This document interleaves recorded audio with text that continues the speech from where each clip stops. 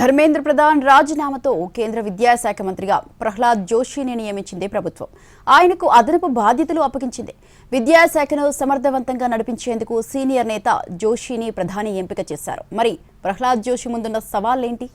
కేంద్ర విద్యాశాఖ మంత్రిగా సీనియర్ బీజేపీ నేత ప్రహ్లాద్ జోషి అదనపు బాధ్యతలు స్వీకరించారు. నీట్ పేపర్ లీకేజీ వివాదానికి నైతిక బాధ్యత వహిస్తూ ధర్మేంద్ర ప్రధాన్ రాజీనామా చేసిన గంటల్లోనే ప్రధానమంత్రి నరేంద్ర మోడీ కీలక నిర్ణయం తీసుకున్నారు. ప్రహ్లాద్ జోషికి అదనపు బాధ్యతలు అప్పగించారు. విద్యాశాఖ మంత్రిగా జోషి ముందు అనేక సవాళ్లున్నాయి. నీట్ వంటి జాతీయ స్థాయి ప్రవేశ పరీక్షల్లో ప్రశ్నాపత్రాల లీకేజీలపై ప్రజల్లో ఏర్పడిన అనుమానాలను తొలగించాల్సి ఉంది. నేషనల్ టెస్టింగ్ ఏజెన్సీ ఎన్టీఏలో సంస్కరణలను పూర్తి చేయాలి. పరీక్షల నిర్వహణలో పారదర్శకతను పెంచడం, టెక్నాలజీతో భద్రతను బలోపేతం చేయడం, భవిష్యత్తులో నీట్ యూజీ సహా ప్రధాన ప్రవేశ పరీక్షలను కంప్యూటర్ ఆధారిత విధానంలో నిర్వహించే ప్రణాళికలను అమలు చేయడం, విద్యార్థులు తల్లిదండ్రుల్లో తిరిగి నమ్మకం కల్పించడం లాంటి కీలక సవాళ్లు ప్రహ్లాద్ జోషి ముందున్నాయి.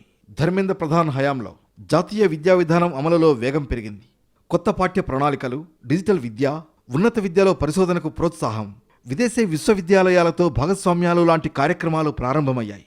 అదే సమయంలో నీట్ సహా పలు పరీక్షల్లో అవకతవకల ఆరోపణలు రావడంతో ప్రభుత్వం పరీక్షల వ్యవస్థలో పెద్ద ఎత్తున మార్పులు ప్రారంభించింది. ఇప్పటికే విద్యాశాఖలో ఉన్నతాధికారుల బదిలీలు జరిగాయి. కొత్త అధికారులను నియమించి వ్యవస్థను మరింత బలోపేతం చేసే చర్యలు చేపట్టింది. ఇప్పుడు ఈ సంస్కరణలను సమర్థంగా అమలు చేయడం, పరీక్షల వ్యవస్థను మరింత విశ్వసనీయంగా మార్చడం, దేశవ్యాప్తంగా విద్యార్థుల్లో నమ్మకాన్ని పెంపొందించడం వంటి కీలక బాధ్యతలు కొత్త విద్యాశాఖ మంత్రి ప్రహ్లాద్ జోషిపై ఉన్నాయి.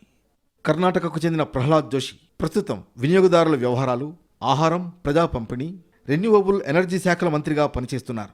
2019 నుంచి 2024 వరకు మోడీ రెండో ప్రభుత్వంలో గనులు, బొగ్గు శాఖల మంత్రిగానూ పనిచేశారు. అలాగే పార్లమెంటరీ వ్యవహారాల శాఖను కూడా నిర్వహించారు. ఆర్ఎస్ఎస్ నుంచి రాజకీయాల్లోకి వచ్చారు ప్రహ్లాద్ జోషి. 2004 నుంచి ధార్వాడ్ నియోజకవర్గం నుంచి వరుసగా లోక్సభకు ఎన్నికవుతున్నారు. ఓటమన్నదే లేకుండా వరుసగా 5 సార్లు ఎంపీగా గెలిచారు. కేంద్ర ప్రభుత్వం విద్యారంగంలో చేపట్టిన మార్పులను మంత్రిగా ప్రహ్లాద్ జోషి ఎలా ముందుకు తీసుకువెళ్తారనే అంశం దేశవ్యాప్తంగా ఆసక్తిగా మారింది.